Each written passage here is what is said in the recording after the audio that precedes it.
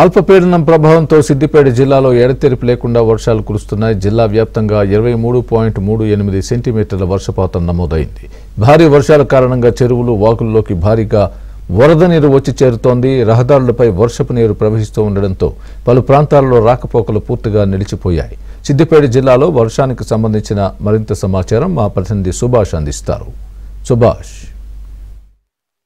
బంగాళాఖాతంలో అల్పపీడన ప్రభావంతో గత 2 రోజులుగా సిద్దిపేట జిల్లాలో కురుస్తున్న భారీ వర్షాలకు వాగులు, వంకలు, చెరువులు వరద నీటితో ఉప్పొంగుతున్నాయి. ప్రధానంగా సిద్దిపేట జిల్లా నుంచి ఎగువ ప్రాంతంలో కురుస్తున్న భారీ వర్షాలకు పెద్ద ఎత్తున వరద నీరు చెరువుల్లోకి, వాగుల్లోకి, వంకల్లోకి వస్తుండడంతో ఎక్కడికక్కడ పొంగి పొరుతున్న పరిస్థితి కనిపిస్తుంది. మనం ప్రస్తుతం చూస్తున్నాము సిద్దిపేట జిల్లాలో వాగులు వరద నీటితో పొంగుతున్నాయి. ప్రధానంగా జనజీవనం మొత్తం స్తంభించిపోయిన పరిస్థితి కనిపిస్తుంది సిద్దిపేట జిల్లాలో.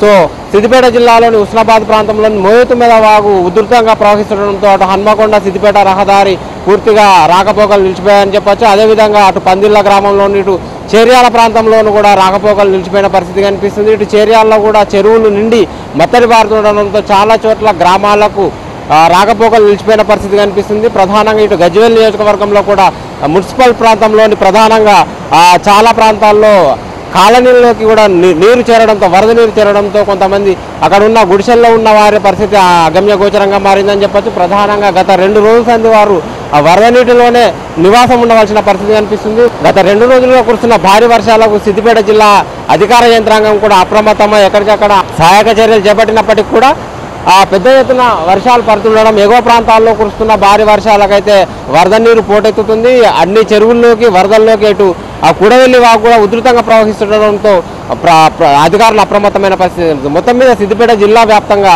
గత 2 రోజుల్లో కురుస్తున్న భారీ వర్షాలకు వాగులు, వంకలు, చెరువులు అయితే పొంగి పొర్లుతున్న పరిస్థితి కనిపిస్తుంది. ప్రధానంగా జనజీవనం సిద్దిపేట జిల్లా వ్యాప్తంగా కూడా అస్తవ్యస్తంగా మారింది, స్తంభించిపోయిందని చెప్పచ్చు. ముఖ్యంగా వరుసగా వర్షాలు పడుతున్న నేపథ్యంలో అధికారులు ముందస్తుగా కళాశాలలు, పాఠశాలలకు, ప్రైవేట్ పాఠశాలలతో పాటు ప్రభుత్వ పాఠశాలలకు కూడా సెలవు ప్రకటించడంతో ఎక్కడికక్కడ ఇంటికే పరిమితమైన పరిస్థితి కనిపిస్తుంది.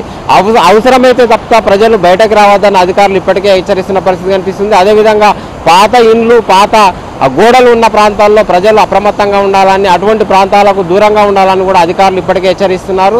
జిల్లా వ్యాప్తంగా కూడా పోలీస్ యంత్రాంగం కూడా అప్రమత్తమై ఎక్కడైతే వరదలు ఉధృతంగా ప్రవహిస్తున్నాయో, రోడ్లపై నుంచి వరద పోతుందో అక్కడ బారికేడ్లను ఏర్పట్టి రాకపోకలను నిలిపివేసిన పరిస్థితి కనిపిస్తుంది. మరో 2 రోజుల పాటు కూడా వర్షం ఇదే పరిస్థితిలో ఉండనున్నట్టు వాతావరణ శాఖ హెచ్చరించిన నేపథ్యంలో అధికారులు మరింత అప్రమత్తంగా వ్యవహరిస్తున్నారు. ప్రజలు ఎవరు కూడా బయటకు రావద్దని కూడా హెచ్చరిస్తున్న పరిస్థితి కనిపిస్తుంది.